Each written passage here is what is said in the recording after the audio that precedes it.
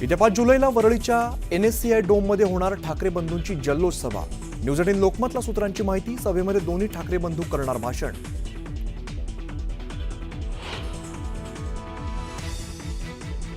माझा ट्रेलर मी काल लॉन्च केला होता।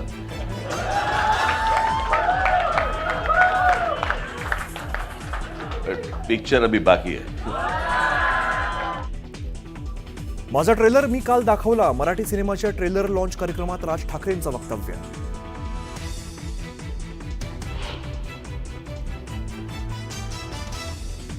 ठाकरे बंधूंचा विजय मिळावा नाही तर तांडव मिळावा। सदावर्तेंचा ठाकरेंवर हल्लाबोल तर आमच्या नादाला लागू नका। मनसे नेते प्रकाश महाजन यांचा इशारा।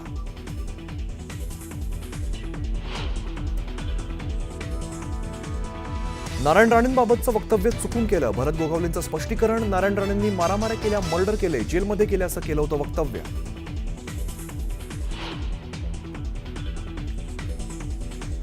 एकनाथ शिंदेंची पुन्हा एकदा कार्यकारिणीकडून शिवसेना मुख्य नेतेपदी निवड।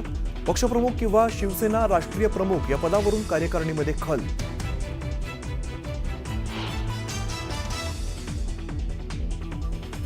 केंद्रीय गृहमंत्री अमित शहा 2 दिवसांच्या पुणे दौऱ्यावर 3 तारखेला पुण्यामध्ये येणार तर 4 तारखेला विविध कार्यक्रमांना हजेरी लावणार।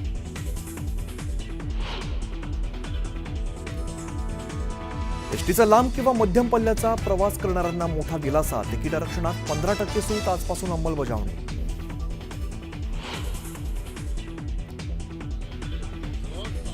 हिमाचल आणि उत्तराखंडमध्ये पावसाचा कहर। मुसळधार पावसामुळे अनेक इमारती कोसळल्या। पुराचं पाणी निवासी भागात शिरल्यामुळे नागरिकांचे हाल। आणि आता बघूया सकाळच्या 100 बातम्या। त्रिभाषा सक्तीबाबत राज्य सरकार कोणाच्याही दबावापुढे झुकणार नाही। राज्यातील विद्यार्थ्यांचं हित लक्षात घेऊन निर्णय घेईल असं ठाम प्रतिपादन मुख्यमंत्री देवेंद्र फडणवीस यांनी केलं आहे। हिंदीला आमचा विरोध नसून तत्कालीन मुख्यमंत्री उद्धव ठाकरे यांनी हिंदी भाषा सक्तीची केली होती, ती आम्ही ऐच्छिक ठेवली असं फडणवीस म्हणाले। गणेशोत्सवाला अवघे 2 महिने शिल्लक असून POP गणेश मूर्तीच्या विसर्जनाबाबत धोरण लवकर जाहीर करण्याची आवश्यकता। या प्रकरणी लवकरात लवकर सुनावणी घेण्याची मागणी गणेशोत्सव समितीनं केली आहे। राज्यात जूनमध्ये सरासरीपेक्षा जास्त पाऊस पडला असून मराठवाड्यात त्याची नोंद अत्यल्प झाली आहे। मराठवाडा, उत्तर महाराष्ट्र या विभागात पावसाची तूट आहे।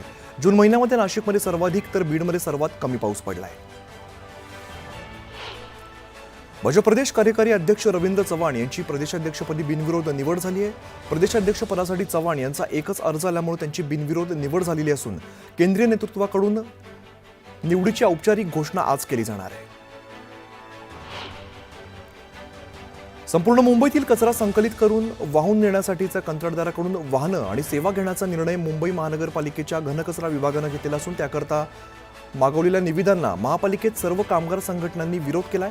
या निविदेवरून प्रशासन विरुद्ध कामगार असा संघर्ष पेटलाय। स्वारगेट एसटी स्थानकामध्ये प्रवासी तरुणीवरती बलात्कार प्रकरणी आरोपी दत्तात्रय गाडे याचा जामीन अर्ज सत्र न्यायाधीश AS गांधी यांनी सोमवारी फेटाळून लावलाय। दत्तात्रय गाडे सध्या येरवडा कारागृहामध्ये न्यायालयीन कोठडीत आहे। पुणे महापालिकेच्या वारजे जलशुद्धीकरण केंद्रातून चांदणी चौक टाकीसाठी पाणीपुरवठा करणाऱ्या मुख्य जलवाहिनीच्या गळतीचं दुरुस्तीचं काम केलं जात आहे। या कामासाठी चांदणी चौक झोनमधील वारजे, बाणेर, बालेवाडी या परिसराचा पाणीपुरवठा आज बंद असेल। पुढील 4 ते 5 दिवस कोकण आणि घाट या भागामध्ये मुसळधार ते अतिमुसळधार पाऊस पडण्याचा अंदाज आहे अशी माहिती हवामान तज्ज्ञांनी दिली आहे। रायगड, रत्नागिरी, सिंधुदुर्ग, पुणे, सातारा आणि कोल्हापूर परिसरातील घाटमाथ्यावर परिसरांना ऑरेंज अलर्ट जारी केला आहे। पॅकेज ड्रिंकिंग वॉटर युनिटची 100% तपासणी करणं गरजेचं आहे। या युनिटची दर 6 महिन्यात एकदा तपासणी आवश्यक आहे, त्यामुळे त्याची प्राधान्याने अंमलबजावणी करावी असे निर्देश भारतीय अन्न सुरक्षा आणि मानक प्राधिकरणानं दिले। 11वी प्रवेशाबाबत राज्यभरामध्ये 600 हरकती विद्यार्थ्यांनी ईमेलद्वारे दाखल केल्याची माहिती माध्यमिक शिक्षण विभागाचे सहशिक्षक संचालक श्रीराम पानझड यांनी दिली आहे। राज्यात 2,16,000 पेक्षा अधिक विद्यार्थ्यांनी ITI प्रवेशासाठी नोंदणी केली आहे। 1,73,000 विद्यार्थ्यांनी प्रवेश निश्चित केलेत। तसंच गुणवत्ता यादी जाहीर झाल्यानंतर 411 विद्यार्थ्यांनी त्याबाबत हरकती देखील नोंदवलेल्या आहेत। राज्य मार्ग परिवहन महामंडळाच्या लांब आणि मध्यम पल्ल्याच्या प्रवासासाठी आगाऊ आरक्षण करणाऱ्या प्रवाशांना तिकीट दरामध्ये 15% सूट मिळणार आहे. ही सवलत 1 जुलैपासून लागू होणार असून 150 किलोमीटरपेक्षा जास्त अंतरचा प्रवास करणाऱ्या आणि सवलतधारक प्रवासी वगळून इतर प्रवाशांना ही सवलत मिळणार आहे. पावसामुळे नवी मुंबई कृषी उत्पन्न बाजार समितीमध्ये भाजीपाल्यांची आवक कमी होऊन बाजारभाव वाढण्यास सुरुवात झालेली आहे. किरकोळ मार्केटमध्ये हिरवा वाटाणा 200 रुपये किलोने विकला जातोय, तर भाज्यांमध्ये दर 160 रुपयांपर्यंत पोहोचले. जळगावच्या चोपडा तालुक्यामध्ये वादळी वाऱ्यासह झालेल्या पावसामुळे अनेक गावांमध्ये मोठ्या प्रमाणात नुकसान झाले. नुकसानग्रस्त भागाचा प्रशासनाकडून पंचनामे केले जात असून लवकरच नुकसानाचा अहवाल जिल्हा प्रशासनाकडे पाठवला जाणार आहे. समलैंगिक संबंधाला नकार दिल्यामुळे एका मित्राची त्याच्या 2 अल्पवयीन मुलांकडून हत्या करण्यात आल्याचा धक्कादायक प्रकार समोर आलाय. नशेच्या अवस्थेत दोन्ही मित्रांनी त्याच्यावरती जबरदस्तीचा प्रयत्न केला, मात्र त्याला नकार दिल्यामुळे संतापलेल्या दोन्ही मित्रांनी त्याला तलावातील पाण्यामध्ये बुडवून त्याची हत्या केली. या प्रकरणी पोलिसांनी दोघांना अटक केली आहे. जळगाव जिल्ह्यातील 102 रुग्णवाहिकेवरील 90पेक्षा अधिक चालकांनी आपल्या विविध मागण्यांसाठी जिल्हा परिषदेच्या प्रवेशद्वारावरती ठिय्या आंदोलन केलं. त्यामुळे काही काळ रस्ता बंद झाला होता. तसंच मागण्या मान्य न झाल्यामुळे 8 जुलैला जिल्हाधिकारी कार्यालयासमोर आमरण उपोषण करण्याचा इशारा 102 रुग्णवाहिका चालकांनी दिला आहे. महाराष्ट्राची भाग्यलक्ष्मी असलेल्या कोयना धरण निम्म भरलेलं आहे. धरणाची पाणी पातळी 2110 फुटांवरती नोंदवली गेली असून सध्या पाण्यामध्ये 25,000 क्युसेक पाण्याची आवक सुरू आहे. कोयना धरणातून नदीपात्रामध्ये 1050 क्युसेक पाणी सोडलं जातं. राज्य शासनाकडून विविध राबवलेल्या योजना आणि प्रवाशांना मिळणाऱ्या सवलतीमुळे ठाणे एसटी विभागाने गेल्या 3 वर्षांच्या कालावधीमध्ये उत्तम अर्थार्जन केलंय. प्रवासी संख्येमध्ये झालेली लक्षणीय वाढ तसंच एसटीच्या वाढवण्यात आलेल्या फेऱ्या यामुळे गेल्या 3 वर्षांच्या कालावधीमध्ये ठाणे एसटी विभागाच्या उत्पन्नात सुमारे वार्षिक 240 कोटी रुपयांची वाढ झाली. ठाणे महापालिकेच्या यंदाच्या अर्थसंकल्पात विविध विभागांना कर वसुलीसाठी ठरवून देण्यात आलेल्या उद्दिष्टांपैकी 419 कोटी म्हणजेच 20% कराची वसुली गेल्या 3 महिन्यामध्ये प्रशासनानं केलेली आहे. यामध्ये सर्वाधिक म्हणजेच 291 कोटींची कर वसुली मालमत्ता करातून झालेली आहे. पीओपीच्या गणेश मूर्तींच्या विसर्जनाबाबतचं धोरण अंतिम करण्यासाठी आणखी 3 आठवड्यांची आवश्यकता असणार आहे असं राज्य सरकारने उच्च न्यायालयाला सोमवारी सांगितलं आहे. त्यावरून न्यायालयाने राज्य सरकारला 21 जुलैपर्यंत मुदतवाढ दिली. औरंगजेबाची स्तुती करण्याचं वक्तव्य केल्याप्रकरणी दाखल 2 गुन्हे रद्द करण्याच्या मागणीसाठी समाजवादी पक्षाचे आमदार अबू आझमी यांनी उच्च न्यायालयामध्ये धाव घेतलेली आहे. त्यांच्या याचिकेची दखल घेत न्यायालयाने सोमवारी प्रतिवादींना नोटीस बजावत आझमी यांच्यावरती याचिकेवरती भूमिका स्पष्ट करण्याचे आदेश दिले. यंदाच्या प्रथम वर्ष अभियांत्रिकी आणि तंत्रज्ञान पदविका अभ्यासक्रमांची प्रवेश प्रक्रिया 20 मे पासून सुरू झाली. या प्रवेशासाठी ऑनलाईन अर्ज करण्याची मुदत 26 जून पर्यंत होती. आता त्याची मुदत वाढवण्यात आल्याची माहिती समोर येते.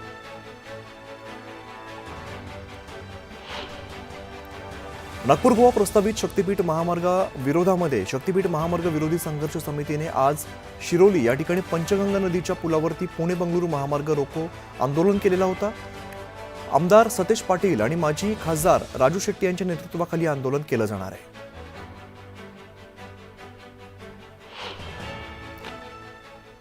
आणि एक महत्त्वाची बातमी थोड्याच वेळामध्ये जगद्गुरू संत तुकाराम महाराज यांच्या पालखीचा नीरास्नान पार पडणार आहे आणि संत तुकाराम महाराजांची पालखी सोलापूरमध्ये जिल्ह्यामध्ये प्रवेश करणार आहे आणि स्वागतासाठी सोलापूर प्रशासन आता सज्ज झालेलं आहे.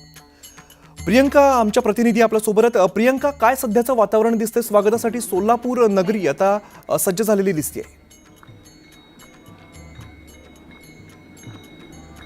जगद्गुरू संत तुकाराम महाराजांच्या पालखीचं आता नीरा नदीवर आगमन झालेलं आहे आणि इथे नीरा स्नान जगद्गुरू संत तुकाराम महाराजांच्या पादुकांचं सुरू झालेलं आहे. अमित, लाखोंच्या संख्येने भाविक इथे जमलेले आहेत आणि हे नीरा स्नान अत्यंत महत्त्वाचं मानलं जातं.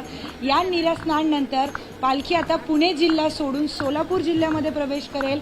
पुढे जाऊन सोलापूर जिल्ह्याचे सगळे पदाधिकारी, सोलापूर जिल्ह्याचे कलेक्टर सगळे पालखीच्या स्वागतासाठी तिथे उभे असतात. तर आता संत शिरोमणी तुकाराम महाराजांच्या पादुकांचं नीरा नदीच्या काठी नीरा स्नान पार पडतंय. दृश्य आपण थेट बघू शकतो. आता आरती देखील सुरू झालेली आहे जगद्गुरू संत तुकाराम महाराजांच्या पादुकांची. या पादुका इथे पालखीत विराजमान करण्यात आल्या होत्या आणि त्यानंतर त्याची आरती सुरू झालेली आहे. ज्ञानबा माऊली तुकाराम अशा जयघोषामध्ये इथे अतिशय सुंदर पद्धतीनं हे नीरा स्नान सुरू झालेलं आहे. नीरा नदीचा प्रवाह आपण बघू शकतो. दरवर्षीपेक्षा यावर्षी प्रवाह अतिशय वाढलेला आहे. त्यामुळे सगळ्या भाविकांना विनंती करण्यात आली आहे की त्यांनी पाण्यापासून थोडंसं लांब राहावं. प्रवाहाच्या अगदी जवळ न जाता थोडंसं लांबून ते पाणी पायावर घ्यावं.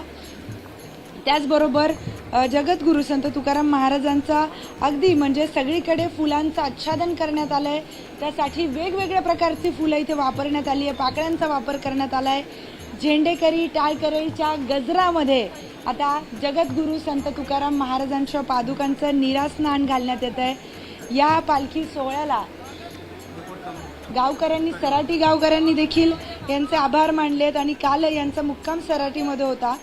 तिकडचा मुक्काम आटोपून आता हे नीरा नदीवर आलेले आहेत. नीरा नदीच्या काठी जगद्गुरू संत तुकाराम महाराजांच्या पादुकांचं स्नान होत आहे. इथे स्नान झाल्यानंतर आता पादुका पंढरपूरच्या दिशेने मार्गस्थ होतील. आता ज्ञानबा तुकारामच्या जयघोषामध्ये हे स्नान पार पडतंय. अतिशय मनमोहक अशी ही दृश्य आहेत. या दृश्यांना बघूनच नीरा स्नान इतकं का महत्त्वाचं, इतकं का सुंदर आहे याची प्रचिती येते. आता कोळी बांधव असतील ते त्यांचा एक सोहळा सराटीमध्ये सकाळी पार पडतो आणि तो सोहळा झाल्यानंतर ही पालखी जी आहे ती नीरा नदीच्या काठी येते. नीरा नदीच्या काठी या पादुकांना नदीमध्ये आणलं जातं आणि नदीमध्ये जे सगळे विश्वस्त आहेत सगळे त्यांच्याकडून यांना ते पवित्र नीरा नदीचं या पादुकांना स्नान घालण्यात येतं आणि मोरे महाराजांच्या हस्ते इथे हे स्नान घालण्यात येतं. पुढे मग मान्यवरांचा सत्कार देखील करण्यात येतो. आता काल पुणे जिल्ह्यामध्ये शेवटचा मुक्काम जगद्गुरू शिरोमणी संत तुकाराम महाराजांचा होता आणि आता या पालखीचा मुक्काम इथे नीरा नदी जेव्हा नीरा स्नान होतं त्यानंतर सोलापूर जिल्ह्यात ही पालखी प्रवेश करते. पुणे जिल्ह्यातील देखील सगळे मुख्य अधिकारी, पोलीस अधीक्षक आणि कोळी बांधव सगळे येतात या पालखीला रवाना करण्यासाठी, पुढच्या दिशेने मार्गस्थ करण्यासाठी. आणि काल पुणे जिल्ह्यात अगदीच प्रियंका, खरंच मोठ्या प्रमाणात उत्साह सुद्धा बघायला मिळतो. खरं तर या संपूर्ण वारीच्या प्रवासामध्ये वारकऱ्यांचा जो अगदी उत्साहाचं जे क्षण मानला जातो तो त्यातलाच एक क्षण म्हणजे खरं तर नीरा स्नान. आणि आज हा सोहळा सगळा सराटीमध्ये पार पडतोय. आपण बघतोय मोठ्या संख्येने खरं तर वारकरी या ठिकाणी जमलेले आहेत. हातामध्ये भगव्या पताका आहेत, तुळशी वृंदावन आहे आणि हे सगळे वारकरी पंढरीच्या दिशेने जात असताना महत्त्वाचं जे असतं ते नीरा स्नान असतं आणि या ठिकाणी मोठ्या प्रमाणात हे सगळे वारकरी जमलेले आहेत. त्यामुळे नीरा नदीच्या काठी आता वारकऱ्यांची मोठी गर्दी बघायला मिळते. नीरा स्नानानंतर पालखी सोलापूरमध्ये प्रवेश करते. त्यामुळे सोलापूर प्रशासन असेल किंवा अखंड सोलापूर नगरी ही सुद्धा आता सजलेली आहे किंवा या स्वागतासाठी सज्ज झालेली आहे. आपण बघतोय ज्या पद्धतीने हा सोहळा पार पडतो, अतिशय भव्य दिव्य आणि देखणा असा सोहळा असतो.